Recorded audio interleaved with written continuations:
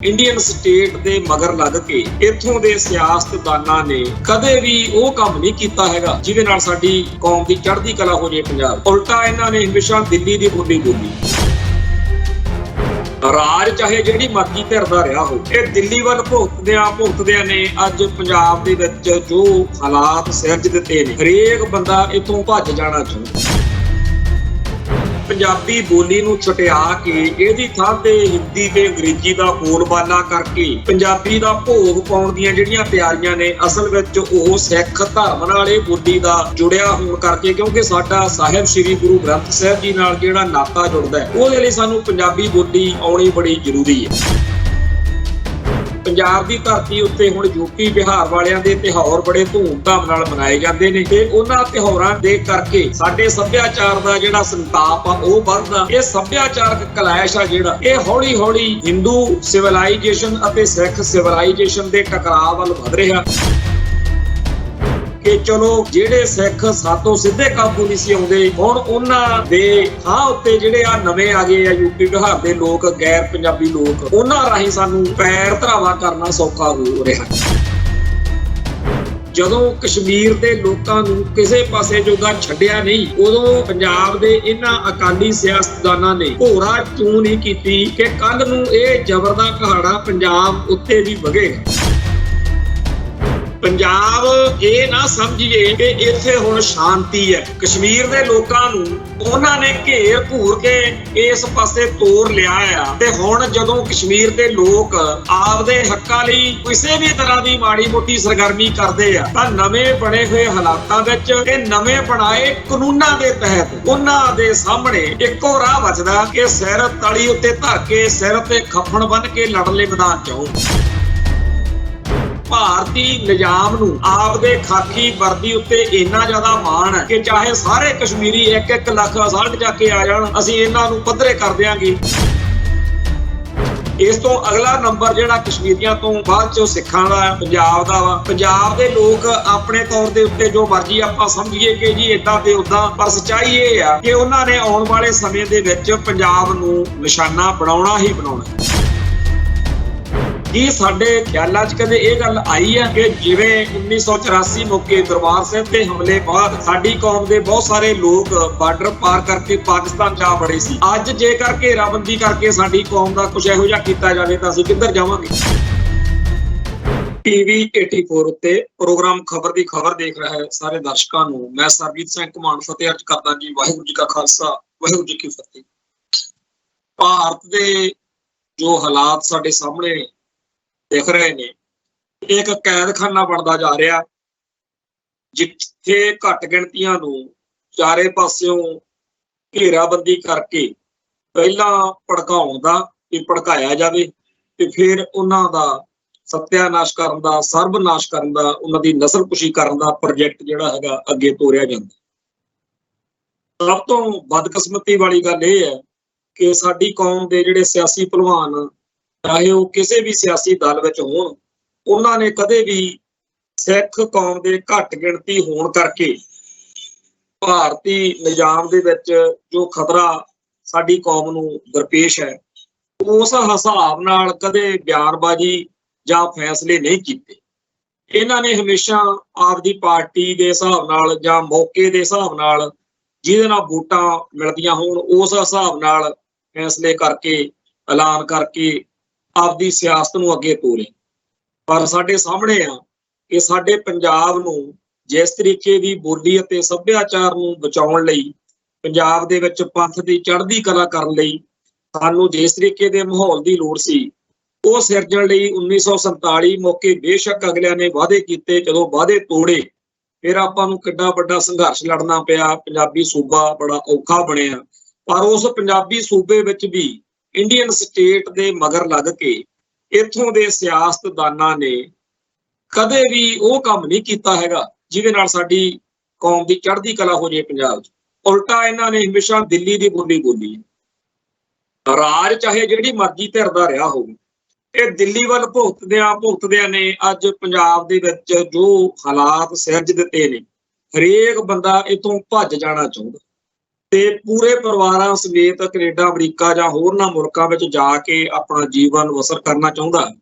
ਕੱਲ ਪਰਸੋਂ ਇੱਕ ਸਿਆਣਾ ਬਿਆਣਾ ਬਹੁਤ ਸੁਚੱਜਾ ਪੱਤਰਕਾਰ ਹੈ, ਉਹ ਆਪਦੀ ਵਿਚਾਰਾ ਦੁਖਦਾਈ ਦਾਸਤਾਨ ਸੁਣਾ ਰਿਹਾ ਸੀ ਕਿ ਮੈਂ ਕੈਨੇਡਾ ਜਾ ਕੇ ਆਇਆ, ਉੱਥੇ ਹਰ ਥਾਂ ਦੇ ਉੱਤੇ ਮੈਨੂੰ ਪੰਜਾਬੀ ਦੇ ਵਿੱਚ ਕੰਮ ਕਰਨਾ ਸੌਖਾ ਲੱਗਿਆ ਤੇ ਮੇਰੀ ਅੰਗਰੇਜ਼ੀ ਉਨੀ ਵਧੀਆ ਨਹੀਂ ਹੈਗੀ ਤੇ ਮੈਨੂੰ ਬੜਾ ਨਜ਼ਾਰਾ ਆ ਗਿਆ।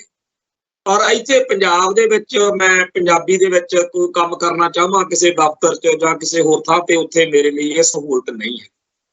ਸੋ ਇਹ ਗੱਲ ਅਸੀਂ ਵੀ ਪਿਛਲੇ ਦਿਨਾਂ 'ਚ, ਪਿਛਲੇ ਪ੍ਰੋਗਰਾਮਾਂ 'ਚ ਜਾਂ ਪਿਛਲੇ ਲੰਮੇ ਅਰਸੇ ਤੋਂ ਇਹ ਕਹਿੰਦੇ ਆ ਰਹੇ ਹਾਂ ਕਿ ਪੰਜਾਬੀ ਬੋਲੀ ਨੂੰ ਛੁਟਿਆ ਕੇ ਇਹਦੀ ਥਾਂ ਤੇ ਹਿੰਦੀ ਤੇ ਅੰਗਰੇਜ਼ੀ ਦਾ ਬੋਲਬਾਲਾ ਕਰਕੇ ਪੰਜਾਬੀ ਦਾ ਭੋਗ ਪਾਉਣ ਦੀਆਂ ਜਿਹੜੀਆਂ ਤਿਆਰੀਆਂ ਨੇ, ਅਸਲ ਵਿੱਚ ਉਹ ਸਿੱਖ ਧਰਮ ਨਾਲ ਇਹ ਬੋਲੀ ਦਾ ਜੁੜਿਆ ਹੋਣ ਕਰਕੇ, ਕਿਉਂਕਿ ਸਾਡਾ ਸਾਹਿਬ ਸ੍ਰੀ ਗੁਰੂ ਗ੍ਰੰਥ ਸਾਹਿਬ ਜੀ ਨਾਲ ਜਿਹੜਾ ਨਾਤਾ ਜੁੜਦਾ ਹੈ, ਉਹਦੇ ਲਈ ਸਾਨੂੰ ਪੰਜਾਬੀ ਬੋਲੀ ਆਉਣੀ ਬੜੀ ਜ਼ਰੂਰੀ ਹੈ। ਭਾਵੇਂ ਅੰਗਰੇਜ਼ੀ, ਹਿੰਦੀ ਜਾਂ ਹੋਰਨਾਂ ਬੋਲੀਆਂ ਦੇ ਵਿੱਚ ਵੀ ਸਾਹਿਬ ਸ੍ਰੀ ਗੁਰੂ ਗ੍ਰੰਥ ਸਾਹਿਬ ਜੀ ਦਾ ਟਰਾਂਸਲੇਸ਼ਨ ਹੋ ਜਾਵੇ, ਪਰ ਜਿਹੜੇ ਭਾਵ ਅਰਥ ਪੰਜਾਬੀ ਗੁਰਮੁਖੀ ਜਾਂ ਜਿਸ ਲਹਿਜੇ ਵਿੱਚ ਬੋਲਣ ਕਰਕੇ ਪ੍ਰਗਟ ਹੋ ਸਕਦੇ ਆ, ਉਹ ਵੱਖਰੀ ਹੋਈ ਗੱਲ ਹੈ। ਸੋ ਸਾਨੂੰ ਸਾਡੇ ਧਰਮ ਗ੍ਰੰਥ ਨਾਲ, ਧਰਮ ਦੀ ਜਿਹੜੀ ਸਭ ਤੋਂ ਅੰਦਰਲੀ ਕੋਰ ਆ, ਉਹਦੇ ਨਾਲ ਜੁੜਨ ਲਈ ਬੜਾ ਜ਼ਰੂਰੀ ਆ ਕਿ ਸਾਨੂੰ ਪੰਜਾਬੀ ਬੋਲੀ ਆਉਂਦੀ ਹੋਵੇ। ਪਰ ਸਾਡੇ ਤਾਂ ਇੱਥੇ ਜਿਨ੍ਹਾਂ ਨੂੰ ਪੰਜਾਬੀ ਆਉਂਦੀ ਕਿਹਾ ਜਾ ਰਿਹਾ, ਉਹਨਾਂ ਦੀ ਪੰਜਾਬੀ ਵੀ ਕੁਝ ਵੱਖਰੇ ਤਰ੍ਹਾਂ ਦੀ ਹੋਈ ਹੈ। ਪੰਜਾਬੀ ਬੋਲੀ ਦਾ ਹਿੰਦੀ, ਅੰਗਰੇਜ਼ੀ ਦਾ ਇੱਕ ਚਰਬਾ ਜਾਂ ਖਿਚੜੀ ਜੀ ਬਣਾ ਕੇ ਅੱਜ ਕੱਲ੍ਹ ਸਾਡੇ ਆਲੇ ਦੁਆਲੇ 'ਚ ਬੋਲਦੇ ਆ। ਤੇ ਜਦੋਂ ਕੋਈ ਬੰਦਾ ਠੇਠ ਪੰਜਾਬੀ 'ਚ ਸਹਿਜ ਸੁਭਾਅ ਆਪਣੇ ਅਸਲ ਅੰਦਾਜ਼ ਵਿੱਚ ਬੋਲ ਰਿਹਾ ਹੋਵੇ ਪੰਜਾਬੀ ਨੂੰ, ਤਾਂ ਉਹਦੇ ਵੱਲ ਐ ਦੇਖਦੇ ਆ ਵੀ ਇਹ ਕਿੱਥੋਂ ਆ ਗਿਆ, ਇਹ ਕਿਹੋ ਜਿਹੇ ਸ਼ਬਦ ਵਰਤ ਰਿਹਾ, ਇਹਦਾ ਇਹ ਲਹਿਜਾ ਕਾਹਤੋਂ ਆ। ਹਰ ਇੱਕ ਬੋਲੀ ਦਾ ਇੱਕ ਆਪਣਾ ਅੰਦਾਜ਼ੇ ਬਿਆਨ ਹੁੰਦਾ, ਜਾਣੀ ਕਿ ਬਿਆਨ ਕਰਨ ਦਾ, ਗੱਲ ਕਹਿਣ ਦਾ ਲਹਿਜਾ ਹੁੰਦਾ। ਸਾਡੇ ਪੇਂਡੂ ਖਾਸ ਤੌਰ ਤੇ ਜਿਹੜੇ ਸਕੂਲਾਂ ਕਾਲਜਾਂ ਦੀ ਮਾਰ ਤੋਂ ਬਚੇ ਹੋਏ ਲੋਕ ਨੇ, ਜਿਹੜੇ ਅਨਪੜ੍ਹ ਨੇ, ਕਦੇ ਉਹਨਾਂ ਨੂੰ ਮਿਲੋ, ਆਪਾਂ ਨੂੰ ਪਤਾ ਲੱਗੇ ਕਿ ਅਸਲ ਪੰਜਾਬੀ ਕੀ ਹੈ। ਸਾਡੀ ਪੰਜਾਬੀ ਉੱਤੇ ਹੋਰਨਾਂ ਬੋਲੀਆਂ ਦਾ ਲੇਪ ਚੜਿਆ ਹੋਇਆ, ਖਾਸ ਤੌਰ ਤੇ ਹਿੰਦੀ ਦਾ। ਔਰ ਦਿਨੋਂ ਦਿਨ ਜਿਹੜੇ ਲਿਖਣ ਵਾਲੇ ਲੋਕ ਨੇ, ਲਿਖਾਰੀ ਲੋਕ ਨੇ ਪੰਜਾਬੀ ਵਿੱਚ, ਉਹਨਾਂ ਨੇ ਤਾਂ ਬਿਲਕੁਲ ਹੀ ਨਵੇਂ ਨਵੇੜੇ ਸ਼ਬਦ ਆ ਜਿਹੜੇ ਉਹ ਲੈ ਜਾਂਦੇ ਆ। ਪਿਛਲੇ ਦਿਨੀ ਜਿਹੜਾ ਦੂਰਦਰਸ਼ਨ ਹੈ, ਟੀਵੀ ਚੈਨਲ, ਇਹਨਾਂ ਬਾਰੇ ਇੱਕ ਕੰਟਰੋਵਰਸੀ, ਇੱਕ ਵਿਵਾਦ ਛਿੜਿਆ ਸੀ ਕਿ ਭਾਈ ਇਹ ਸਾਰੇ ਦੇ ਸਾਰੇ ਸ਼ਬਦ ਜਿਹੜੇ ਨੇ ਉਹ ਹਿੰਦੀ, ਅੰਗਰੇਜ਼ੀ ਤੇ ਹੋਰਨਾਂ ਬੋਲੀਆਂ ਦੇ ਪੰਜਾਬੀ ਵਿੱਚ ਲਿਖ ਦਿੰਦੇ ਨੇ, ਤੇ ਪੰਜਾਬੀ ਬੋਲੀ ਦਾ ਉਹਦੀ ਥਾਂ ਦੇ ਉੱਤੇ ਸੌਖਾ ਜਿਹਾ ਸ਼ਬਦ ਹੁੰਦਾ, ਉਹਨੂੰ ਇਹ ਤਿਆਗ ਦਿੰਦੇ ਨੇ।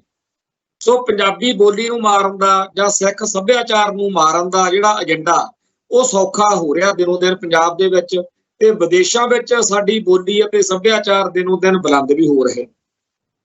ਤੇ ਪੰਜਾਬ ਦੀ ਧਰਤੀ ਤੇ ਜਦੋਂ ਪ੍ਰਵਾਸ ਦਾ ਐਡਾ ਵੱਡਾ ਹੜ੍ਹ ਆਇਆ ਹੋਇਆ, ਤਾਂ ਦੂਜੇ ਸੂਬਿਆਂ ਤੋਂ ਲੋਕਾਂ ਦਾ ਧੜਾ ਧੜ ਇੱਥੇ ਆਉਣਾ, ਤੇ ਨਾਲ ਆਪਦੀ ਬੋਲੀ ਅਤੇ ਸੱਭਿਆਚਾਰ ਨੂੰ ਵੀ ਉਹ ਲਿਆ ਰਹੇ ਨੇ। ਪੰਜਾਬ ਦੀ ਧਰਤੀ ਉੱਤੇ ਹੁਣ ਯੂਪੀ, ਬਿਹਾਰ ਵਾਲਿਆਂ ਦੇ ਤਿਉਹਾਰ ਬੜੇ ਧੂਮ-ਧਾਮ ਨਾਲ ਮਨਾਏ ਜਾਂਦੇ ਨੇ, ਤੇ ਉਹਨਾਂ ਤਿਉਹਾਰਾਂ ਦੇ ਕਰਕੇ ਸਾਡੇ ਸੱਭਿਆਚਾਰ ਦਾ ਜਿਹੜਾ ਸੰਤਾਪ ਆ ਉਹ ਵੱਧਦਾ। ਇਹ ਸੱਭਿਆਚਾਰਕ ਕਲੈਸ਼ ਆ ਜਿਹੜਾ, ਇਹ ਹੌਲੀ ਹੌਲੀ ਹਿੰਦੂ ਸਿਵਲਾਈਜੇਸ਼ਨ ਅਤੇ ਸਿੱਖ ਸਿਵਲਾਈਜੇਸ਼ਨ ਦੇ ਟਕਰਾਅ ਵੱਲ ਵੱਧ ਰਿਹਾ। ਤੇ ਜਿਹੜੇ ਇੰਡੀਆ ਦਾ ਇਹ ਏਜੰਡਾ ਆ ਕਿ ਸਿੱਖ ਸਿਵਲਾਈਜੇਸ਼ਨ ਦੇ ਉੱਤੇ ਹਿੰਦੂ ਸਿਵਲਾਈਜੇਸ਼ਨ ਨੂੰ ਥੋਪਣਾ, ਘੋੜੀ ਬਣਾਉਣਾ ਸਿੱਖ ਸਿਵਲਾਈਜੇਸ਼ਨ ਨੂੰ, ਤੇ ਹਿੰਦੂ ਸਿਵਲਾਈਜੇਸ਼ਨ ਉਹਦੇ ਉੱਤੇ ਹਾਵੀ ਕਰਨੀ ਆ, ਉਸ ਨੂੰ ਇਹ ਬਾਹਰੋਂ ਆਏ ਲੋਕਾਂ ਕਰਕੇ ਸੌਖ ਲੱਗ ਰਹੀ ਆ ਕਿ ਚਲੋ ਜਿਹੜੇ ਸਿੱਖ ਸਾਤੋਂ ਸਿੱਧੇ ਕਾਬੂ ਨਹੀਂ ਸੀ ਆਉਂਦੇ, ਹੁਣ ਉਹਨਾਂ ਦੇ ਥਾਂ ਉੱਤੇ ਜਿਹੜੇ ਆ ਨਵੇਂ ਆ ਗਏ ਆ ਯੂਪੀ ਬਿਹਾਰ ਦੇ ਲੋਕ, ਗੈਰ ਪੰਜਾਬੀ ਲੋਕ, ਉਹਨਾਂ ਰਾਹੀਂ ਸਾਨੂੰ ਪੈਰ ਧਰਾਵਾ ਕਰਨਾ ਸੌਖਾ ਹੋ ਰਿਹਾ। ਕਹਿਣ ਤੋਂ ਭਾਵ ਇਹ ਹੈ ਕਿ ਜਿਹੜਾ ਖਤਰਾ ਅਸੀਂ ਲੰਮੇ ਅਰਸੇ ਤੋਂ ਮਹਿਸੂਸ ਕਰਦੇ ਆ ਰਹੇ ਸੀ, ਉਹ ਹੁਣ ਸਿਖਰ ਤੇ ਪਹੁੰਚ ਰਿਹਾ। ਸਾਡੇ ਭਾਈਚਾਰੇ ਨੂੰ ਇਹ ਗੱਲ ਬੜੀ ਸੰਵੇਦਨਸ਼ੀਲ ਹੋ ਕੇ ਸੋਚਣ ਦੀ ਲੋੜ ਹੈ ਕਿ ਪੰਜਾਬ ਦੀ ਧਰਤੀ ਉੱਤੇ ਪੰਜਾਬ ਪੰਥ ਦਿਨੋਂ ਦਿਨ ਹੋਰ ਜ਼ਿਆਦਾ ਖਤਰੇ ਹੇਠ ਆ ਰਿਹਾ।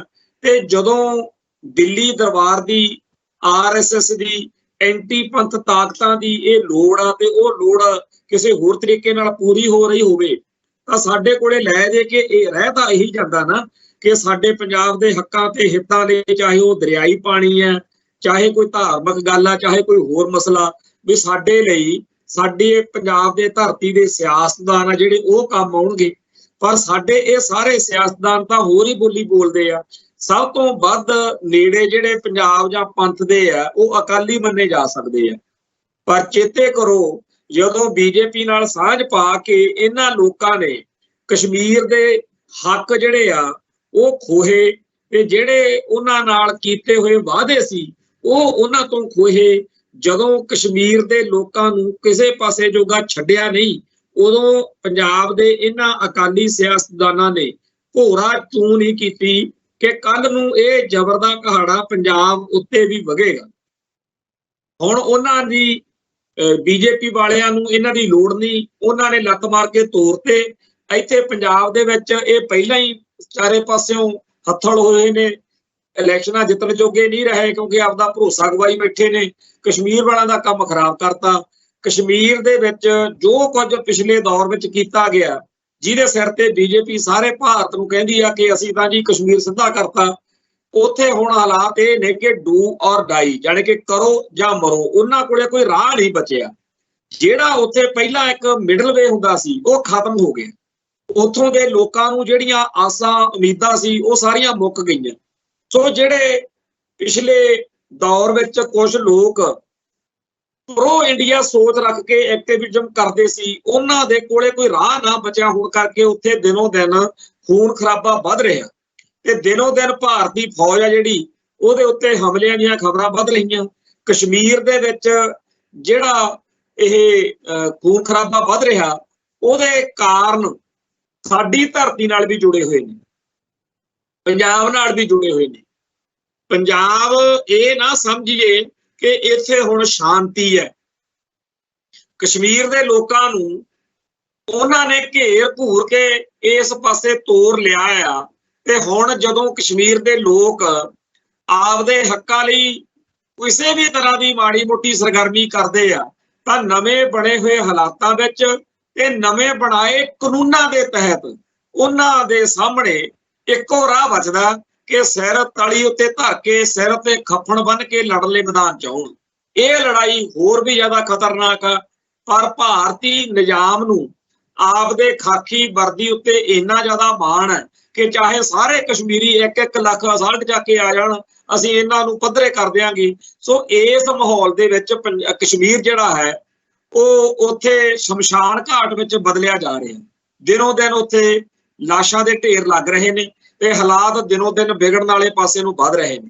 ਇਸ ਤੋਂ ਅਗਲਾ ਨੰਬਰ ਜਿਹੜਾ ਕਸ਼ਮੀਰੀਆਂ ਤੋਂ ਬਾਅਦ ਚ ਸਿੱਖਾਂ ਦਾ, ਪੰਜਾਬ ਦਾ ਵਾ। ਪੰਜਾਬ ਦੇ ਲੋਕ ਆਪਣੇ ਤੌਰ ਦੇ ਉੱਤੇ ਜੋ ਮਰਜ਼ੀ ਆਪਾਂ ਸਮਝੀਏ ਕਿ ਜੀ ਇਦਾਂ ਤੇ ਉਦਾਂ, ਪਰ ਸੱਚਾਈ ਇਹ ਆ ਕਿ ਉਹਨਾਂ ਨੇ ਆਉਣ ਵਾਲੇ ਸਮੇਂ ਦੇ ਵਿੱਚ ਪੰਜਾਬ ਨੂੰ ਨਿਸ਼ਾਨਾ ਬਣਾਉਣਾ ਹੀ ਬਣਾਉਣਾ। ਬੇਸ਼ੱਕ ਆਪਣੀ ਧਰਤੀ ਤੇ ਕੁਝ ਇਸ ਤਰੀਕੇ ਦਾ ਚੱਲ ਰਿਹਾ ਜਿਹੜਾ ਸਾਡੇ ਬਾਗੀ ਪੁਣੇ ਨੂੰ, ਕਿਉਂਕਿ ਸਾਡੇ ਸੁਭਾਅ ਚ ਬਾਗੀ ਜਾਂ ਬਾਦਸ਼ਾਹ ਵਾਲਾ ਕਨਸੈਪਟ ਹੈ, ਵਿਚਾਰ ਆ, ਸਾਡਾ ਸਿਧਾਂਤ ਆ, ਉਹਦੇ ਕਰਕੇ ਸਾਡੇ ਅੰਦਰ ਕੁਝ ਵੱਖਰਾ ਚੱਲਦਾ ਰਹਿੰਦਾ।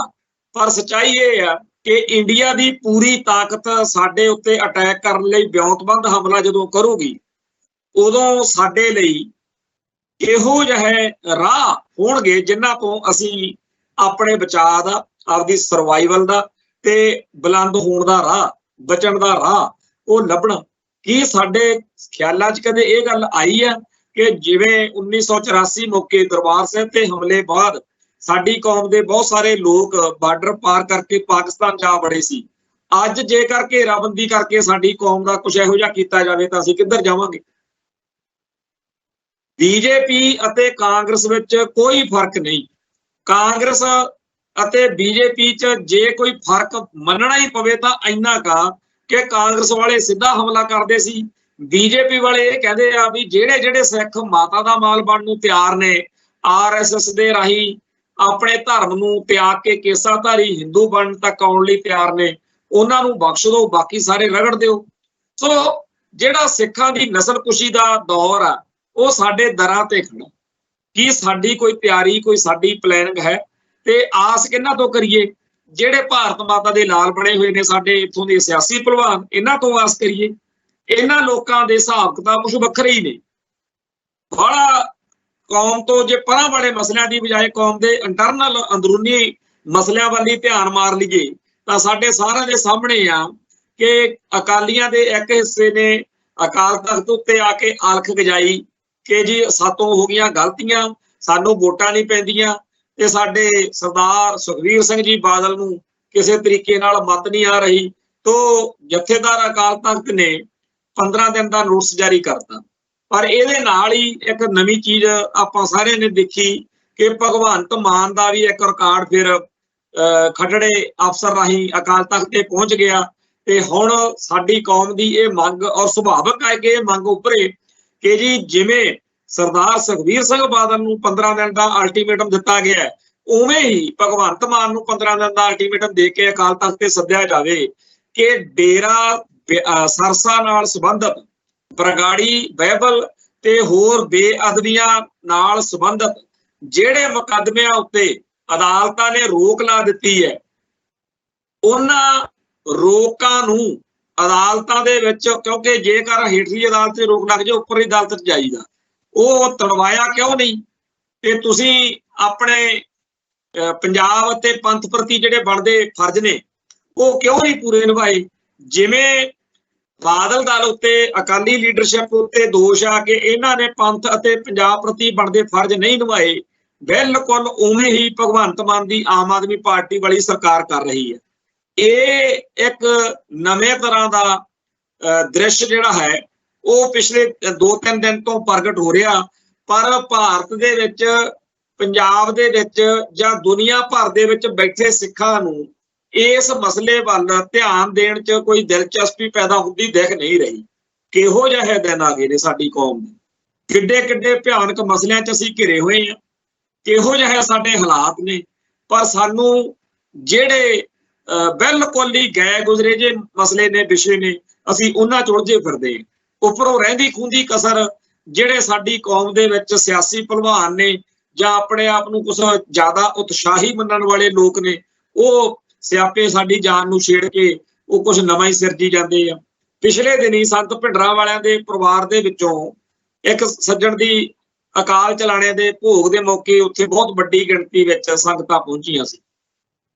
ਐਡਵੋਕੇਟ ਰਾਜਦੇਵ ਸਿੰਘ ਖਾਲਸਾ, ਜਿਹੜੇ ਕਿ ਕਿਸੇ ਮੌਕੇ ਸਿੱਖ ਸੰਘਰਸ਼ ਨਾਲ ਸੰਬੰਧਿਤ ਜੁਝਾਰੂਆਂ ਦੇ ਕੇਸ ਲੜਨ ਕਰਕੇ ਚਰਚਾ 'ਚ ਰਹੇ। ਲੌਂਗੋਵਾਲ ਕਾਂਡ ਸਮੇਤ ਹੋਰ ਬਹੁਤ ਸਾਰੇ ਕੇਸਾਂ ਵਿੱਚ ਉਹਨਾਂ ਨੇ ਨਾਂ ਖੱਟਿਆ। ਪਰ ਇੱਕ ਵੇਲਾ ਉਹ ਵੀ ਆਇਆ ਜਦੋਂ ਉਹਨਾਂ ਨੂੰ 1999 ਦੇ ਵਿੱਚ ਪੰਥ ਨੇ ਮੈਂਬਰ ਪਾਰਲੀਮੈਂਟ ਚੁਣਿਆ। ਪੰਥ ਦਾ ਉਹਨਾਂ ਉੱਤੇ ਬੜਾ ਭਰੋਸਾ ਸੀ। ਪਰ 2015 ਦੇ ਵਿੱਚ ਉਹਨਾਂ ਨੇ RSS ਚੁਣ ਲਈ ਤੇ RSS ਜੁਆਇਨ ਕਰਨ ਤੋਂ 7-8 ਮਹੀਨੇ ਬਾਅਦ ਜਦੋਂ ਉਹਨਾਂ ਨੇ ਕਿਹਾ ਮੈਂ ਹੁਣ RSS ਛੱਡ ਦਿੱਤੀ ਆ, ਤਾਂ ਕਿਸੇ ਨੂੰ ਯਕੀਨ ਨਹੀਂ ਆਇਆ, ਕਿਉਂਕਿ ਇਹੋ ਜਿਹਾ ਬੰਦਾ ਜ਼ਿਆਦਾ ਛੇਤੀ ਕਿਤੇ RSS ਵਰਗੀ ਐਂਟੀ ਪੰਥਕ ਜਥੇਬੰਦੀ 'ਚ ਵੜਦਾ ਨਹੀਂ, ਸ਼ਮੂਲੀਅਤ ਕਰਦਾ ਨਹੀਂ, ਤੇ ਜੇ ਕਰੇ ਤਾਂ ਉਤੋਂ ਆਉਣਾ ਵੀ ਉਹਦੇ ਨਾਲ ਸੌਖਾ ਨਹੀਂ ਹੁੰਦਾ, ਕੋਈ ਗੜਬੜ ਹੈ। ਸੋ ਸਾਰੇ ਲੋਕਾਂ ਨੇ ਬਹੁਤਾ ਜ਼ਿਆਦਾ ਉਹਨਾਂ ਦੀ ਇਸ ਗੱਲ ਵੱਲ ਧਿਆਨ ਨਹੀਂ ਦਿੱਤਾ। ਪਰ ਪਿੱਛੇ ਜੇ ਇੱਕਦਮ ਉਹ ਫਿਰ ਚਰਚਾ 'ਚ ਆ ਗਏ, ਕਿਉਂਕਿ ਭਾਈ ਅਮਰਤਪਾਲ ਸਿੰਘ ਵਾਲੇ ਵਰਤਾਰੇ ਵਿੱਚ ਵਾਰ-ਵਾਰ ਉਹਨਾਂ ਦੀ ਹਾਜ਼ਰੀ ਜਿਹੜੀ ਸੀ ਉਹ ਦਿਖਣ ਲੱਗ ਪਈ ਸੀ। ਖੈਰ, ਜਦੋਂ ਡਿਬਰੂਗੜ੍ਹ ਜੇਲ੍ਹ ਦੇ ਬਾਹਰ ਖੜ ਕੇ ਭਾਈ ਅਮਰਤਪਾਲ ਸਿੰਘ ਦੇ ਵੱਲੋਂ ਚੋਣ ਲੜਨ ਦਾ ਐਲਾਨ ਰਾਜਦੇਵ ਸਿੰਘ ਖਾਲਸਾ ਐਡਵੋਕੇਟ ਸਾਹਿਬ ਨੇ ਕੀਤਾ ਤੇ ਪਰਿਵਾਰ ਨੇ ਨਾ ਕਰ ਦਿੱਤੀ। ਉਸ ਤੋਂ ਬਾਅਦ 'ਚ ਮਸਲਾ ਵਧਿਆ। ਅਖੀਰ ਭਾਈ ਅਮਰਤਪਾਲ ਸਿੰਘ ਦੇ ਸਮਰਥਕਾਂ ਤੇ ਪਰਿਵਾਰ ਨੇ ਇਹ ਮਿੱਥ ਲਿਆ ਕਿ ਅਸੀਂ ਭਾਈ ਐਡਵੋਕੇਟ ਰਾਜਦੇਵ ਸਿੰਘ ਖਾਲਸਾ ਨਾਲ ਕਿਸੇ ਤਰ੍ਹਾਂ ਦੀ ਨੇੜਤਾ ਨਹੀਂ ਰੱਖਾਂਗੇ, ਤੇ ਉਹਨਾਂ ਨੇ ਰੱਖੀ ਵੀ ਨਹੀਂ। ਹੁਣ ਪਿਛਲੇ ਦਿਨੀ ਜਦੋਂ ਰੋਡੇ ਪਿੰਡੋਂ ਭੋਗ ਤੇ ਗਏ, ਉੱਥੇ ਉਹਨਾਂ ਨੇ ਆਪਦੇ ਤਕਰੀਰ ਦੌਰਾਨ ਚਲੋ ਇੱਕ ਤਾਂ ਇਹ ਕਿਹਾ ਵੀ ਅਸੀਂ ਨਵਾਂ ਅਕਾਲੀ ਦਲ ਬਣਾਵਾਂਗੇ ਤੇ ਭਾਈ ਜਥੇਦਾਰ ਜਸਵੀਰ ਸਿੰਘ ਰੋਡੇ ਨੂੰ ਇਹਦਾ ਪ੍ਰਧਾਨ ਬਣਾਵਾਂਗੇ। ਸਾਰੀਆਂ ਗੱਲਾਂ ਚਲੋ ਉਹਨਾਂ ਦੀ ਉਹ ਜੋ ਤਕਰੀਰ ਸੀ ਉਹ ਆਪਦੀ ਥਾਂ ਤੇ ਸੀ। ਪਰ ਉਹਨਾਂ ਨੇ ਚੱਲਦੀ ਗੱਲ ਵਿੱਚ ਕਿਹਾ ਕਿ ਜਥੇਦਾਰ ਜਸਵੀਰ ਸਿੰਘ ਰੋਡੇ ਸ਼ਹੀਦਾਂ ਦੇ ਸਰਤਾਜ ਨੇ। ਸਾਰਾ ਖਾਲਸਾ ਪੰਥ ਸ਼ਹੀਦਾਂ ਦੇ ਸਰਤਾਜ ਪੰਜਵੇਂ ਪਾਤਸ਼ਾਹ ਨੂੰ ਕਹਿੰਦਾ। ਪੰਜਵੇਂ ਪਾਤਸ਼ਾਹ ਦੇ ਲਈ ਹੀ ਇਹ ਸ਼ਬਦ ਵਰਤੇ ਜਾਂਦੇ ਨੇ। ਜਿਵੇਂ ਆਪਾਂ ਮੀਰੀ ਪੀਰੀ ਦੇ ਮਾਲਕ ਹਮੇਸ਼ਾ ਛੇਵੇਂ ਪਾਤਸ਼ਾਹ ਲਈ ਵਰਤਦੇ ਆ, ਇਵੇਂ ਹੀ ਨੀਲੇ ਦਾ ਸਵਾਰ, ਚਿੱਟਿਆਂ ਬਾਜਾਂ ਵਾਲਾ ਜਾਂ ਕਲਗੀਆਂ ਵਾਲਾ, ਦਸ਼ਮੇਸ਼ ਪਾਤਸ਼ਾਹ, ਇਹ ਸਾਰੇ ਆਪਾਂ ਸ਼ਬਦ ਦਸ਼ਮੇਸ਼ 10ਵੇਂ ਪਾਤਸ਼ਾਹ ਬਾਰੇ ਵਰਤਦੇ ਹਾਂ। ਹੋਰ ਵੀ ਬਹੁਤ ਸਾਰੇ ਇਸ ਤਰੀਕੇ ਦੇ ਸਾਡੀ ਕੌਮ ਦੇ ਵਿੱਚ ਰੁਤਬੇ ਜਾਂ ਸ਼ਬਦ ਨੇ ਜਿਹੜੇ ਅਲੱਗ-ਅਲੱਗ ਗੁਰਸਿੱਖਾਂ ਲਈ ਵੀ ਵਰਤੇ ਜਾਂਦੇ ਆ। ਪਰ ਆਪਾਂ ਇੱਥੇ ਗੱਲ ਕਿਉਂਕਿ ਗੁਰੂ ਸਾਹਿਬਾਨ ਦੀ ਕਰਦੇ ਆ, ਤਾਂ 10 ਪਾਤਸ਼ਾਹੀਆਂ ਦੇ ਵਿੱਚੋਂ ਕਈ ਗੁਰੂ ਸਾਹਿਬਾਨ ਦੇ ਨਾਲ ਇਦਾਂ ਦੇ ਸ਼ਬਦ ਜਿਹੜੇ ਨੇ ਉਹ ਸਪੈਸ਼ਲ ਤੌਰ ਤੇ ਉਹੀ ਦੱਸ ਦਿੰਦੇ ਆ ਉਸ ਸ਼ਬਦ ਨਾਲ ਕਿ ਅਸੀਂ ਕਿਸ ਗੁਰੂ ਸਾਹਿਬ ਬਾਰੇ ਗੱਲ ਕਰਦੇ। ਮੈਂ ਦੇਖਿਆ ਕਿ ਸਾਡੇ ਬਚਪਨ ਦੇ ਵਿੱਚ ਘਰਾਂ ਦੇ ਵਿੱਚ ਅਸੀਂ ਗੁਰੂ ਸਾਹਿਬਾਨ ਦੇ ਪੂਰੇ ਨਾਮ ਜਿਹੜੇ ਸੀ ਉਹ ਨਹੀਂ ਸੀ ਲੈ ਸਕਦੇ ਹੁੰਦੇ।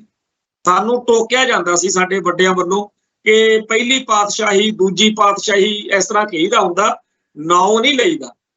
ਇਹ ਸ਼ਰਧਾ ਤੇ ਸਤਿਕਾਰ ਦੇ ਤਹਿਤ ਅਸੀਂ ਵੀ ਇਸ ਗੱਲ ਨੂੰ ਮੰਨਦੇ ਸੀ।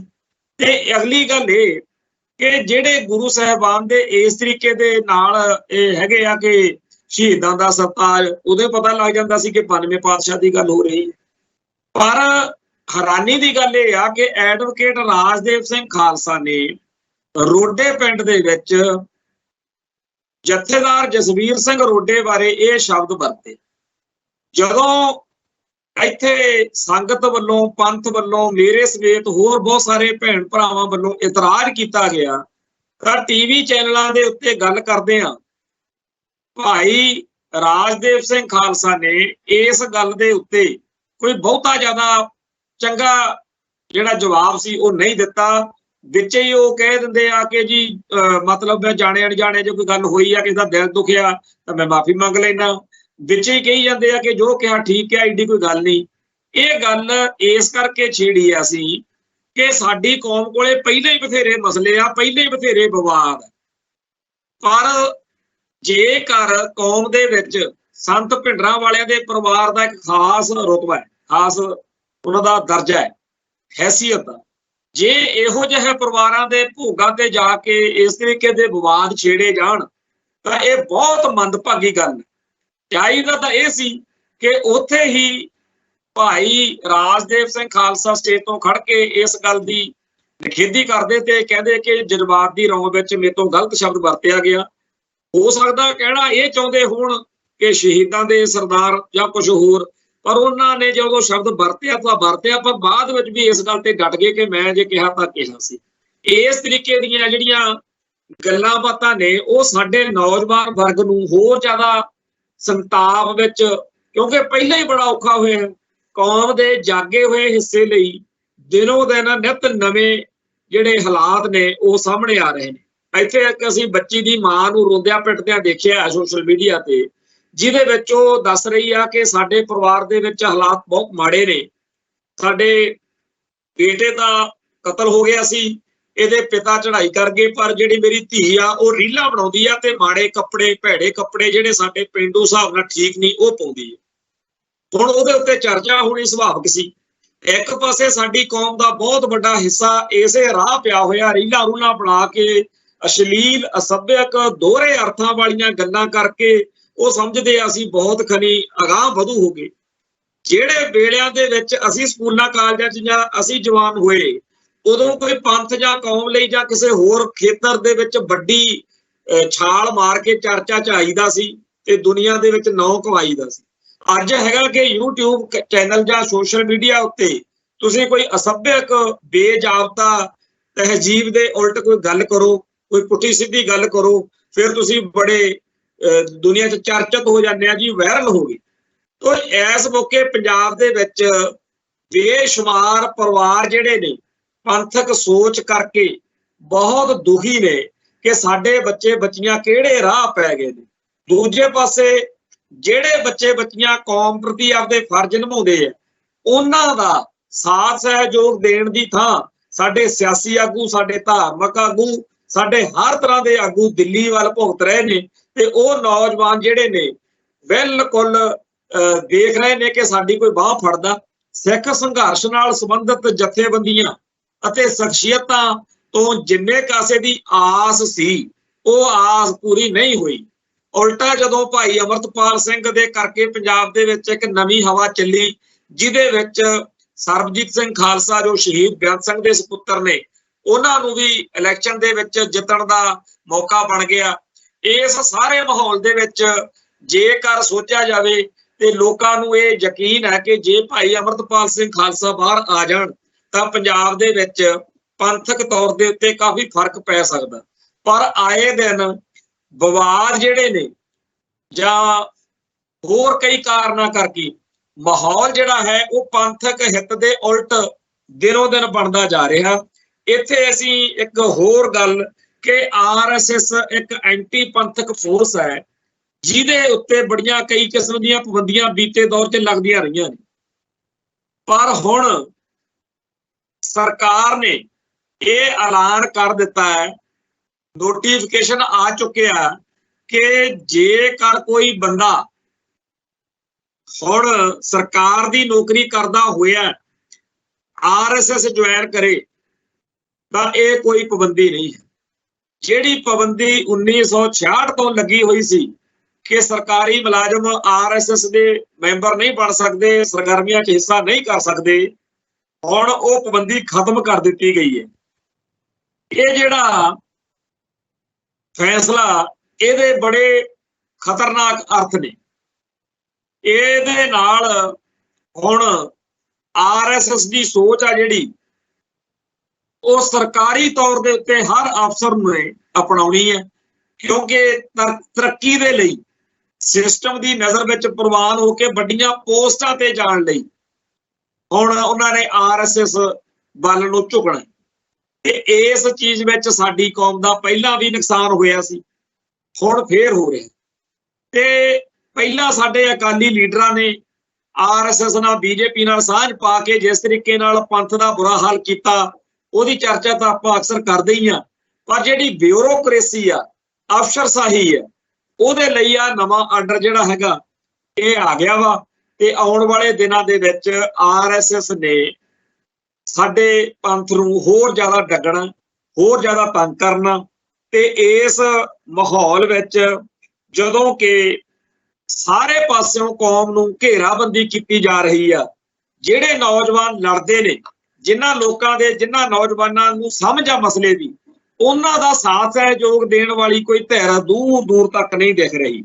ਸਾਡੇ ਸਾਹਮਣੇ ਇੱਕ ਸਾਫ਼ ਤਰ੍ਹਾਂ ਦਾ ਮਾਹੌਲ ਦਿਖ ਰਿਹਾ ਕਿ ਫਿਰਕੂ ਧਰੁਵਬੰਦੀ ਕੀਤੀ ਜਾ ਰਹੀ ਹੈ, ਜਾਣੀ ਕਿ ਹਿੰਦੂ ਕੱਟੜਵਾਦ ਨੂੰ ਹੁਲਾਰਾ ਦੇ ਕੇ ਪੰਜਾਬ ਦੇ ਉਹਨਾਂ ਪੰਥਕ ਸੋਚ ਵਾਲੇ ਨੌਜਵਾਨਾਂ ਨੂੰ ਉਕਸਾਇਆ ਜਾ ਰਿਹਾ ਤਾਂ ਕਿ ਉਹ ਕਾਨੂੰਨੀ ਘੇਰਾਬੰਦੀ ਵਿੱਚ ਉਲਝ ਜਾਣ। ਪਿਛਲੇ ਦਿਨਾਂ ਦੇ ਵਿੱਚ ਕੁਝ ਇਹੋ ਜਿਹੀਆਂ ਘਟਨਾਵਾਂ ਵਾਪਰੀਆਂ, ਆਪਾਂ ਉਹਨਾਂ ਤੇ ਚਰਚਾ ਵੀ ਕੀਤੀ ਕਿ ਕਿਵੇਂ ਹਿੰਦੂ ਤਵੀਏ ਸਿੱਖ ਜਜ਼ਬਾਤਾਂ ਨੂੰ ਲਾਂਬੂ ਲਾਉਣ ਵਾਲੀਆਂ ਗੱਲਾਂ ਕਰਦੇ ਕਰਾਉਂਦੇ।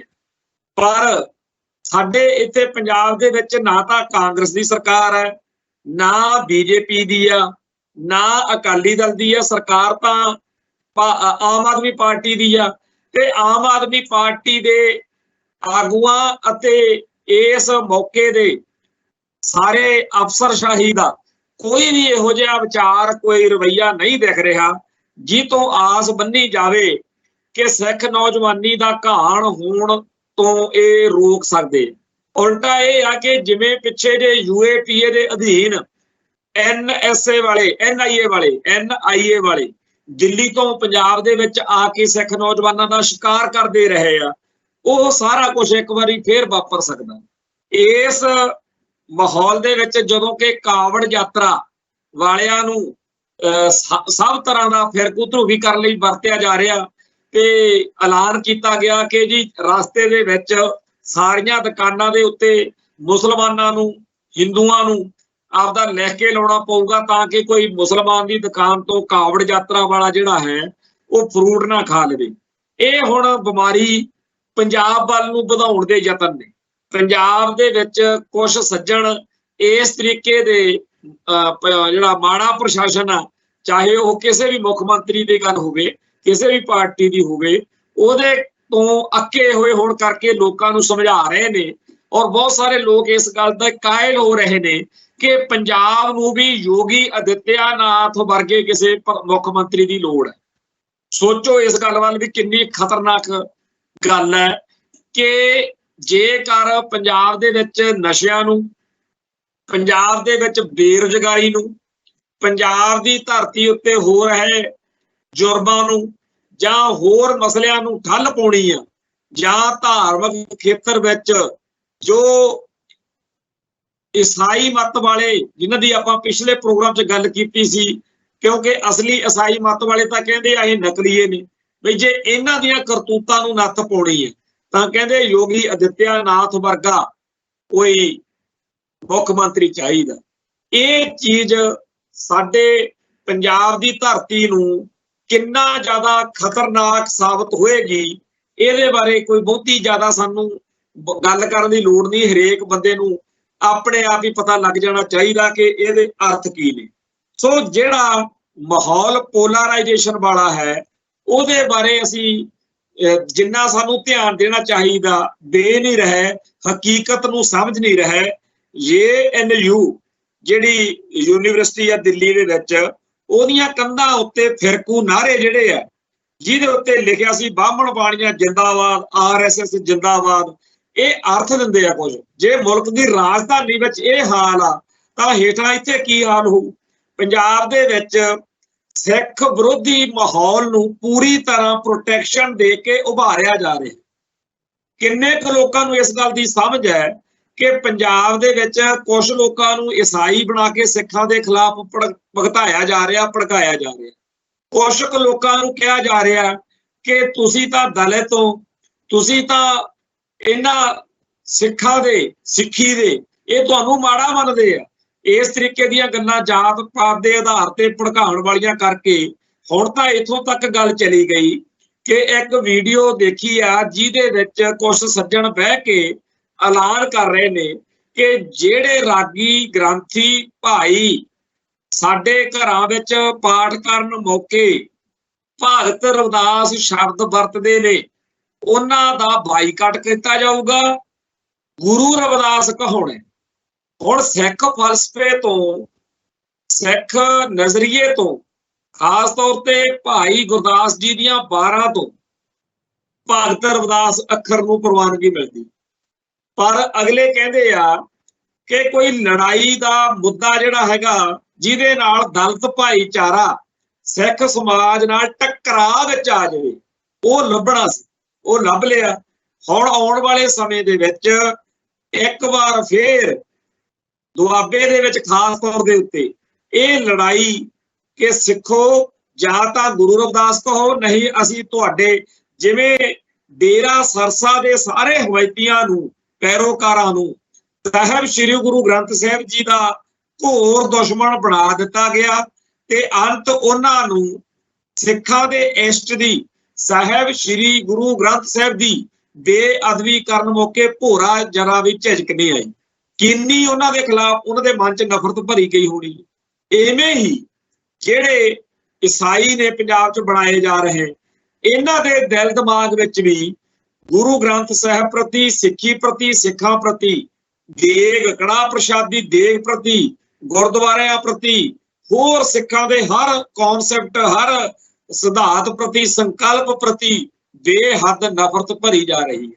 ਬਿਲਕੁਲ ਉਵੇਂ ਦੀ ਨਫ਼ਰਤ ਦਲਿਤ ਭਾਈਚਾਰੇ ਦੇ ਦਿਲ ਦਿਮਾਗ ਵਿੱਚ ਭਰੀ ਜਾ ਰਹੀ ਆ ਕਿ ਇਹ ਗੁਰੂ ਰਵਿਦਾਸ ਨਹੀਂ ਕਹਿੰਦੇ। ਹੁਣ ਸਿੱਖ ਨਜ਼ਰੀਏ ਨੂੰ ਤਿਆਗ ਕੇ ਸਿੱਖੀ ਦੀਆਂ ਮੂਲ ਮਾਨਤਾਵਾਂ ਤੋਂ ਉਲਟ ਭੁਗਤ ਕੇ ਹੀ ਸਿੱਖ ਜਿਹੜੇ ਨੇ ਉਹ ਇਸ ਮੌਕੇ ਨੂੰ ਬਚਾ ਸਕਦੇ ਆ, ਨਹੀਂ ਤਾਂ ਆਉਣ ਵਾਲੇ ਸਮੇਂ ਦੇ ਵਿੱਚ ਦੁਆਬਾ ਖੇਤਰ ਦੇ ਵਿੱਚ ਇਹ ਲਾਂਬੂ ਲੱਗਣੇ ਹੀ ਲੱਗਣੇ। ਸਭ ਤੋਂ ਸ਼ਰਮ ਵਾਲੀ ਗੱਲ ਇਹ ਹੈ ਕਿ ਸ਼੍ਰੋਮਣੀ ਗੁਰਦੁਆਰਾ ਪ੍ਰਬੰਧਕ ਕਮੇਟੀ ਦੇ ਪ੍ਰਧਾਨ ਅਤੇ ਮੈਂਬਰ ਇਸ ਹਲਕੇ ਵਿੱਚ ਵਿਚਰਦੇ ਨੇ, ਉਹਨਾਂ ਨੇ ਕਦੇ ਇਸ ਸੰਵੇਦਨਸ਼ੀਲ ਮਸਲੇ ਬਾਰੇ ਸੋਚਿਆ ਨਹੀਂ। ਪਿਛਲੇ ਦਿਨੀ ਈਸਾਈ ਮਤ ਦੇ ਜਿਹੜੇ ਪ੍ਰਚਾਰਕ ਅਕਾਲ ਤਖਤ ਸਾਹਿਬ ਤੇ ਪਹੁੰਚੇ, ਉਹ ਵੀ ਸਿੱਖ ਨੌਜਵਾਨਾਂ ਦੀ ਆਪਦੀ ਉਪਰਾਲੇ ਦੇ ਨਾਲ, ਆਪਦੀ ਹਿੰਮਤ ਨਾਲ ਵਾਪਰਿਆ ਸੀ, ਜਿੱਥੇ ਆ ਕੇ ਉਹਨਾਂ ਨੇ ਲਿਖਤੀ ਤੌਰ ਤੇ ਦਿੱਤਾ ਕਿ ਪੰਜਾਬ ਦੇ ਵਿੱਚ ਜਿਹੜੇ ਈਸਾਈ ਇੱਥੇ ਪਖੰਡ ਕਰਕੇ ਲੋਕਾਂ ਨੂੰ ਸਿੱਖ ਧਰਮ ਦੇ ਖਿਲਾਫ ਭੜਕਾਉਂਦੇ ਆ, ਉਹ ਸਾਡੇ ਧਰਮ ਦਾ, ਸਾਡੇ ਮਤ ਦਾ ਹਿੱਸਾ ਨਹੀਂ। ਕੀ ਪੰਜਾਬ ਦੇ ਵਿੱਚ ਕਦੇ ਕਿਸੇ ਆ ਜਿਹੜੇ ਲਾਂਬੂ ਲਾਉਂਦੇ ਫਿਰਦੇ ਆ ਦਲਿਤ ਭਾਈਚਾਰੇ ਦੇ ਨਾਂ ਤੇ ਇਹਨਾਂ ਨਾਲ ਕੋਈ ਡਾਇਲੋਗ, ਕਦੇ ਕੋਈ ਵਿਚਾਰ ਗੋਸ਼ਟੀ ਕਰਨ ਕਰਾਉਣ ਦਾ ਅਮਲ ਆਪਾਂ ਦੇਖਿਆ? ਜਦੋਂ ਤੱਕ ਲਾਂਬੂ ਨਹੀਂ ਲੱਗ ਜਾਂਦੇ, ਜਦੋਂ ਤੱਕ ਅੱਗ ਜਿਹੜੀ ਆ ਸਾਡੇ ਦਰਾਂ ਤੱਕ ਨਹੀਂ ਆ ਜਾਂਦੀ, ਉਦੋਂ ਤੱਕ ਅਸੀਂ ਜਾਗਣਾ ਹੀ ਨਹੀਂ। ਸੋ ਪੰਜਾਬ ਦੀ ਧਰਤੀ ਉੱਤੇ ਚਾਰੇ ਪਾਸੇ ਇਸ ਤਰੀਕੇ ਦਾ ਮਾਹੌਲ ਬਣ ਚੁੱਕਿਆ, ਜਿਹਦੇ ਵਿੱਚ ਆਉਣ ਵਾਲੇ ਸਮੇਂ ਦੇ ਵਿੱਚ ਥਾਂ ਥਾਂ ਦੇ ਉੱਤੇ ਬੇਅਦਬੀਆਂ ਤੇ ਹੋਰ ਜਿਹੜੇ ਆ ਮਾਰੂ ਫਿਰਕੂ ਲਾਂਬੂ ਲਾ ਕੇ ਪੰਜਾਬ ਨੂੰ ਇੱਕ ਬੇਹੱਦ ਖਤਰਨਾਕ ਦਿਸ਼ਾ ਵੱਲ ਧੱਕਿਆ ਜਾ ਰਿਹਾ। ਔਰ ਸਾਡੇ ਸਿਆਸੀ ਪ੍ਰਵਾਨ ਇਸ ਪਾਸੇ ਧਿਆਨ ਦੇਣਗੇ? ਕੌਣ ਧਿਆਨ ਦੇਵੇਗਾ ਇਹਨਾਂ ਪਾਸੇ? ਲੜਾਈ ਸਾਡੀ ਸੀ ਖਾਲਿਸਤਾਨ ਦੀ, ਪਰ ਸਾਨੂੰ ਦਿੱਲੀ ਨੇ, ਦੁਸ਼ਮਣ ਨੇ ਇਸ ਤਰੀਕੇ ਨਾਲ ਘੇਰ ਲਿਆ ਕਿ ਛੇਤੀ ਕਿਤੇ ਤਾਂ ਖਾਲਿਸਤਾਨ ਬਣਦਾ ਨਹੀਂ। ਇਹ ਜੇ ਬਣ ਗਿਆ ਤਾਂ ਉਦੋਂ ਪਹਿਲਾਂ ਇੱਥੋਂ ਦੇ ਲੋਕਾਂ ਦਾ, ਇੱਥੋਂ ਦੀ ਧਰਤੀ ਦਾ, ਇੱਥੋਂ ਦੇ ਸਭ ਕੁਝ ਦਾ ਇੰਨਾ ਕੁ ਸਤਿਆਨਾਸ਼ ਕਰ ਦੇਣਾ ਕਿ ਘੱਟੋ ਘੱਟ 200 ਸਾਲ ਖਾਲਿਸਤਾਨ ਬਣਨ ਤੋਂ ਬਾਅਦ ਇਹ ਲੋਕ ਖਾਲਿਸਤਾਨ ਨੂੰ ਸਾਂਭਦੇ ਹੀ ਮਰ ਜਾਣ ਤੇ ਇਹਨਾਂ ਨੂੰ ਠੀਕ ਕਰਨ ਤੇ ਸਾਰੀ ਸ਼ਕਤੀ, ਜਿਹੜੀ ਸਾਰੀ ਸਮਰੱਥਾ ਉਹ ਲੱਗ ਜਾਵੇ। ਕੌਮ ਦਾ ਨਿਸ਼ਾਨਾ ਕੀ ਆ? ਖਾਲਿਸਤਾਨ। ਤੇ ਸਾਨੂੰ ਇਸ ਮੌਕੇ ਜਿੰਨੀ ਕਿ ਸਾਡੀ ਜਾਗੀ ਹੋਈ ਸਿੱਖ ਜਵਾਨੀ ਹੈ, ਉਹਦੇ ਤੋਂ ਜਾਂ ਤਾਂ ਅਸੀਂ ਖਾਲਿਸਤਾਨ ਦੀ ਲੜਾਈ ਲੜਵਾ ਲਈਏ, ਜਾਂ ਅਸੀਂ ਆਹ ਜਿਹੜੇ ਮਸਲੇ ਆਪਾਂ ਹੁਣ ਡਿਸਕਸ ਕੀਤੇ ਆ, ਜਿਨ੍ਹਾਂ ਤੇ ਚਰਚਾ ਕੀਤੀ ਆ, ਇਸ ਪਾਸੇ ਤੋਰ ਲਈਏ। ਪੰਜਾਬ ਦੀ ਧਰਤੀ ਉੱਤੇ ਜੋ ਵਰਤਾਰੇ ਇਸ ਮੌਕੇ ਸਿੱਖ ਕੌਮ ਨੂੰ ਘੇਰ ਰਹੇ ਨੇ, ਇਹਨਾਂ ਦੇ ਹੱਕ ਵਿੱਚ, ਇਹਨਾਂ ਦੇ ਖਿਲਾਫ ਕਿਹੋ ਜਿਹੇ ਵਿਚਾਰ ਬਣਨ, ਕਿਹੋ ਜਿਹੀ ਰਣਨੀਤੀ ਹੋਵੇ, ਇਹਦੀ ਚਰਚਾ ਕਰਾਉਣ ਲਈ ਕੀ ਸਾਡੇ ਕੋਲੇ ਕੋਈ ਸਾਂਝਾ ਪੁਆਇੰਟ ਹੈ? ਪੁਆਇੰਟ ਸੀ ਅਕਾਲ ਤਖਤ ਸਾਹਿਬ। ਪਰ ਅਕਾਲ ਤਖਤ ਸਾਹਿਬ ਤੋਂ ਕਿਸੇ ਵੀ ਕਿਸਮ ਦੀ ਅਗਵਾਈ ਦੀ ਆਸ ਬਣਦੀ ਹੋਈ ਨਹੀਂ, ਕਿਉਂਕਿ ਜਿਹੜੇ ਜਥੇਦਾਰ ਨੇ ਉਹਨਾਂ ਨੂੰ ਉਹ ਬਾਦਲ ਪਰਿਵਾਰ ਜਾਂ ਬਾਦਲ ਸਰਕਾਰ ਜਾਂ ਬਾਦਲ ਦਲ ਚੁਣਾਉਂਦਾ ਰਿਹਾ, ਜਿਨ੍ਹਾਂ ਦੇ ਆਪ ਦੇ ਸਵਾਰਥ ਨੇ। ਇਸ ਮੌਕੇ ਵੀ ਸਭ ਨੂੰ ਸਾਫ਼ ਦਿਖਦਾ ਕਿ ਗਿਆਨੀ ਰਘਬੀਰ ਸਿੰਘ ਪੰਥਕ ਤੌਰ ਤੇ ਕਿਸੇ ਕਿਸਮ ਦੀ ਯੋਗ ਅਗਵਾਈ ਨਹੀਂ ਕਰ ਸਕਦੇ। ਹੁਣ ਇਸ ਸਮੱਸਿਆ ਦੇ ਲਈ ਜੇ ਪਿੱਛੇ ਨੂੰ ਤੁਰੀਏ ਤਾਂ ਸੰਨ 2000 ਦੇ ਵਿੱਚ ਜਦੋਂ ਭਾਈ ਪੂਰਨ ਸਿੰਘ ਨੂੰ, ਗਿਆਨੀ ਪੂਰਨ ਸਿੰਘ ਨੂੰ ਘਰ ਨੂੰ ਤੋਰਿਆ ਗਿਆ ਤੇ ਗਿਆਨੀ ਜੋਗਿੰਦਰ ਸਿੰਘ ਬਦੰਤੀ ਨੂੰ ਅਕਾਲ ਤਖਤ ਸਾਹਿਬ ਦਾ ਜਥੇਦਾਰ ਥਾਪਿਆ ਗਿਆ, ਉਸ ਮੌਕੇ ਗਿਆਨੀ ਜੋਗਿੰਦਰ ਸਿੰਘ ਬਦੰਤੀ ਨੇ ਸੇਵਾ ਸੰਭਾਲਣ ਮੌਕੇ ਇੱਕ ਹੁਕਮਨਾਮਾ ਅਕਾਲ ਤਖਤ ਸਾਹਿਬ ਤੋਂ ਜਾਰੀ ਕੀਤਾ ਸੀ, ਜਿਹਦੇ ਵਿੱਚ ਇਹ ਦਰਜ ਸੀ ਕਿ ਸ਼੍ਰੋਮਣੀ ਗੁਰਦੁਆਰਾ ਪ੍ਰਬੰਧਕ ਕਮੇਟੀ ਸਿੱਖ ਵਿਦਵਾਨਾਂ ਦੀ, ਪੰਥਕ ਬੁੱਧੀਜੀਵੀਆਂ ਦੀ, ਸਿੱਖ ਜਗਤ ਦੀ ਸਹਾਇਤਾ ਨਾਲ ਪੰਜ ਸਿੰਘ ਸਾਹਿਬਾਨਾਂ ਦੇ, ਹੈੱਡ ਗ੍ਰੰਥੀ ਸਾਹਿਬਾਨ ਦੇ ਤੇ ਹੋਰਨਾਂ ਅਹਿਮ ਅਹੁਦਿਆਂ ਤੇ ਵਿਰਾਜਮਾਨ ਹੋਣ ਵਾਲੇ ਲੋਕਾਂ ਦੇ ਲਈ ਸੇਵਾ ਨਿਯਮ ਘੜੇ। ਮਤਲਬ ਅਕਾਲ ਤਖਤ ਦਾ ਜਥੇਦਾਰ ਕਿਵੇਂ ਲੱਗਣਾ, ਕੌਣ ਲੱਗ ਸਕਦਾ, ਕਿੰਨੇ ਵਕਤ ਲਈ ਲੱਗ ਸਕਦਾ, ਉਹਦਾ ਕਾਰਜ ਖੇਤਰ ਕੀ ਆ, ਉਹਦਾ ਪ੍ਰਭਾਵ ਖੇਤਰ ਕੀ ਆ, ਉਹ ਕੀ ਕਰ ਸਕਦਾ, ਕੀ ਨਹੀਂ ਕਰ ਸਕਦਾ, ਉਹਨੂੰ ਕਿਹੜੇ ਤਨਖਾਹ ਮਿਲਣੀ ਆ, ਕਿਹੜੇ ਭੱਤੇ ਮਿਲਣੇ ਆ, ਇਹ ਸਾਰਾ ਕੁਝ ਇੱਕ ਦਾਇਰੇ ਵਿੱਚ ਲਾਮਬੰਦ, ਇੱਕ ਸੀਮਾਬੱਧ ਕੀਤਾ ਜਾਵੇ। ਪਰ ਅਕਾਲ ਤਖਤ ਸਾਹਿਬ ਦੇ ਜਥੇਦਾਰ ਦੇ ਇਸ ਹੁਕਮਨਾਮੇ ਨੂੰ ਮੰਨਣ ਦੀ ਥਾਂ ਬਾਦਲਕਿਆਂ ਨੇ ਬਿਲਕੁਲ ਹੋਰ ਰਾਹ ਫੜ ਲਿਆ ਕਿ ਮਸਾਂ ਤਾਂ ਸਾਡੇ ਹੱਥ 'ਚ ਤਾਕਤ ਆਈ ਹੋਈ ਆ ਤੇ ਇਸੇ ਕਰਕੇ ਜਥੇਦਾਰ ਸਾਡੇ ਤੋਂ ਕਦੇ ਬਾਗੀ ਨਹੀਂ ਹੁੰਦੇ। ਸੋ 2000 ਤੋਂ ਲੈ ਕੇ ਅੱਜ 24 ਸਾਲ ਹੋ ਗਏ। ਇਸ ਦੌਰਾਨ ਜਥੇਦਾਰ ਬਦੰਤੀ ਨੇ ਇੰਨਾ ਕੁ ਜ਼ਰੂਰ ਕਰਤਾ ਕਿ ਸਿੱਖ ਜਥੇਬੰਦੀਆਂ ਨੂੰ ਕਿਹਾ ਵੀ ਉਹ ਤਾਂ ਸੁਣਦੇ ਨਹੀਂ ਸ਼੍ਰੋਮਣੀ ਕਮੇਟੀ ਵਾਲੇ, ਤੁਸੀਂ ਉਦਮ ਕਰ ਲਓ। ਸੋ ਸਿੱਖ ਜਥੇਬੰਦੀਆਂ ਨੇ ਰਲ ਮਿਲ ਕੇ ਸੇਵਾ ਨਿਯਮਾਂ ਦਾ ਖਰੜਾ ਤਿਆਰ ਕੀਤਾ। ਉਹਦੇ ਲਈ ਬਹੁਤ ਸਾਰੀਆਂ ਵਿਚਾਰ ਗੋਸ਼ਟੀਆਂ ਹੋਈਆਂ।